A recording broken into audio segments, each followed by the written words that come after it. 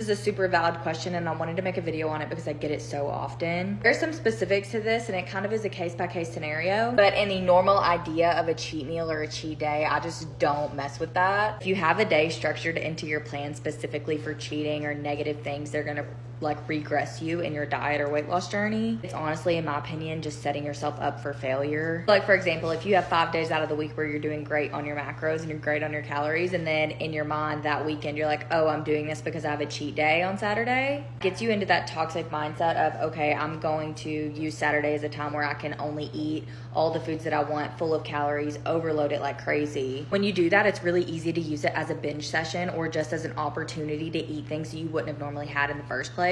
And people don't like to admit, but you can literally easily eat 5,000 calories in a day that completely undoes all the progress that you did 5 days before. So I don't structure cheat days or cheat meals into my plan because of that. And I think, okay, if I can do as good as I can and be as disciplined as I can throughout the days that I don't really need a cheat day, then I can utilize events in my life that come up when I might not be able to track as hard or I want to enjoy the moment more for that. For example, if you have a holiday like Thanksgiving and you don't want to track on that day, then if you were amazing and counted your macros and perfect, like for 3 weeks before that, that one singular day isn't going to ruin 3 weeks of progress, where if you have a Saturday every single weekend can easily ruin 1 week of progress. But like, okay, maybe I was really good and consistent for 2 months and I have a vacation at the end of those 2 months that I want to go on and not really worry about calories. 2 months of progress is not going to be deleted by 1 week of a vacation on a cruise. You kind of just have to compare it to the timeline, right? This can be a really toxic cycle of why people see no progress, because they think, okay, I was consistent for a week, I deserve one cheat day where I can eat whatever I want.